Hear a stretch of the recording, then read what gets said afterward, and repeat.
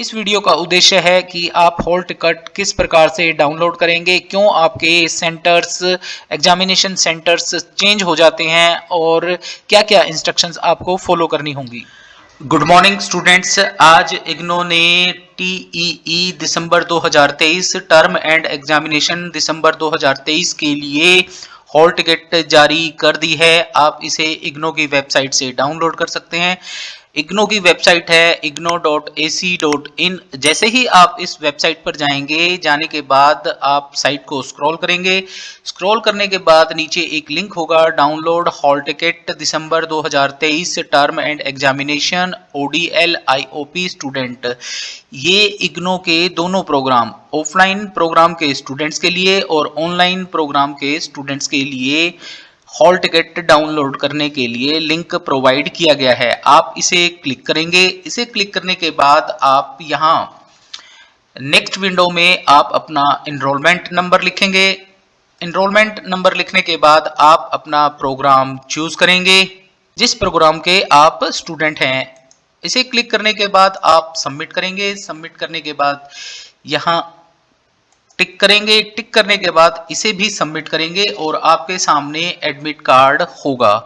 अब स्टूडेंट्स, एक इंपॉर्टेंट चीज मैं आपको बताऊं, यहां आप इसके परीक्षा केंद्र की तरफ जाएंगे। परीक्षा केंद्र पर देखिए, परीक्षा केंद्र जो आपने एग्जाम फॉर्म फाइल किया था वहां से थोड़ा डिफरेंट है ये स्टूडेंट। इसके रीजन है, जैसे इस स्टूडेंट ने एग्जाम सेंटर फाइल किया था 1086 Panipat DBG government college sector 18 Panipat, परंतु इसे सेंटर मिला है JK institute of management and technology Ramba Indri road Karnal. इसके स्टूडेंट वैलिड रीजन है।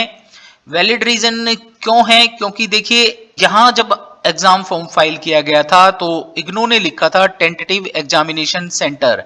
ये एक टेंटेटिव एग्जामिनेशन सेंटर है। अब ऐसा क्यों होता है स्टूडेंट? ऐसा इसलिए होता है कि जो परीक्षा केंद्र आपने चूज किया है वहां पर मिनिमम 30 to 50 स्टूडेंट अवेलेबल नहीं होते हैं आपके कोर्स के, और इग्नो ऐसे किसी सेंटर पर एग्जामिनेशन सेंटर प्रोवाइड नहीं करता जहां किसी कोर्स के स्टूडेंट 30 या 50 से कम होते हैं। तो ऐसे में स्टूडेंट आपके सेंटर को चेंज किया गया है। आसपास के जितने भी सेंटर होंगे जहां पर आपके कोर्स के स्टूडेंट 50 से कम होंगे तो एक कंबाइंड सेंटर उसके लिए बना दिया जाता है। जैसे यहाँ पानीपत के कुछ स्टूडेंट्स के लिए ये बना दिया JK institute of management and technology. इसका एक रीजन और भी हो सकता है, जिस एग्जामिनेशन सेंटर पर आप अप्लाई कर रहे हैं वहां पर हो सकता है आपके कोर्स से रिलेटेड जितनी सीटें वो अलॉट करते हैं वो फिल हो गई होंगी। मान लीजिए एक सेंटर पर 50 स्टूडेंट हैं तो 50 स्टूडेंट्स ने पहले एग्जाम फॉर्म फाइल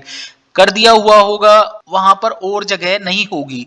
तो इन दोनों केसेस में ही आपके परीक्षा केंद्र को चेंज किया जाता है। तो अब आपको इस परीक्षा केंद्र पर ही अपने एग्जाम देने होंगे।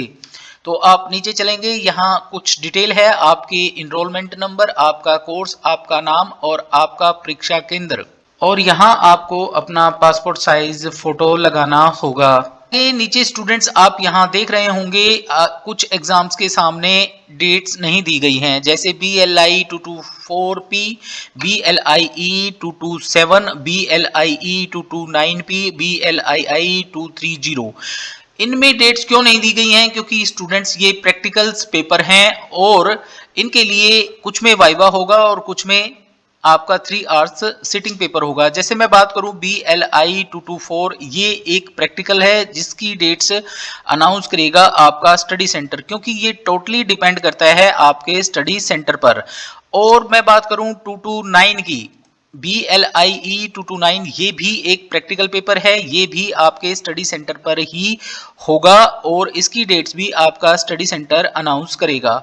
जहां तक बात है BLIE 227 की, ये भी एक 3 आवर सिटिंग पेपर है जिसमें 2 पोर्शन अलग अलग होते हैं।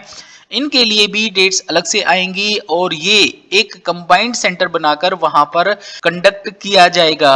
इसके लिए इन्फॉर्म आपको आपकी ईमेल आईडी पर या आपके फ़ोन नंबर पर इन्फॉर्म किया जाएगा, तो आप अपनी ईमेल आईडी को चेक करते रहें।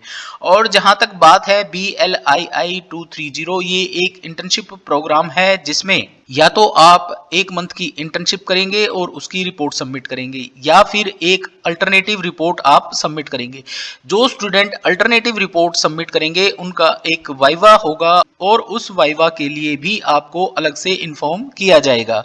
तो इसीलिए इनकी डेट्स यहाँ नहीं दी गई हैं। बाकी सभी एग्जाम जो थ्योरी के हैं BLI 221 से लेकर BLIE 229 थ्योरी, ये इनकी डेट्स आपके सामने है। अब की बार स्टूडेंट्स एक भी लीव नहीं है एग्जाम्स के बीच में। एक संडे है 10 तारीख का, उसको आपका ऑफ रहेगा।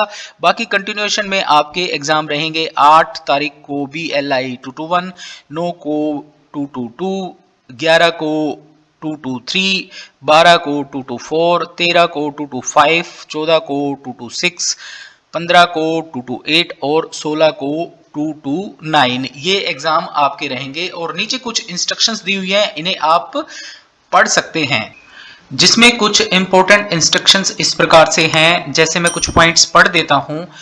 पॉइंट नंबर 2, कृपया नोट कर लें कि मुख्य पुस्तिका के अतिरिक्त अन्य कोई पूरक उत्तर पुस्तिका प्रदान नहीं की जाएगी, अर्थात जो एक बुकलेट आपको मिलेगी उसके अलावा कोई शीट आपको प्रोवाइड नहीं की जाएगी। तो आप अपने आंसर्स इसी एक बुकलेट में लिख सकते हैं।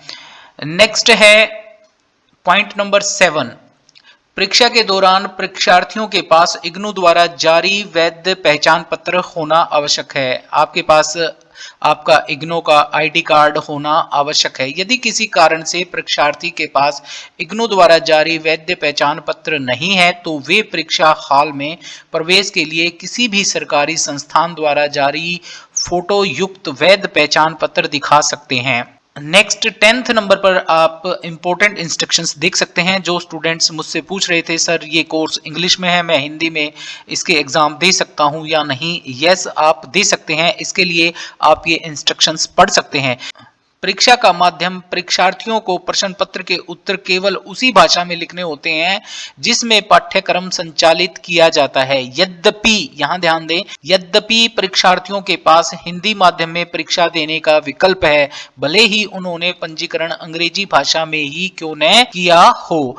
तो स्टूडेंट आप हिंदी में एग्जाम दे सकते हैं। तो ये कुछ इंपॉर्टेंट इंस्ट्रक्शंस हैं, बाकी आप पढ़ लेंगे इस हॉल टिकट को डाउनलोड करने के बाद।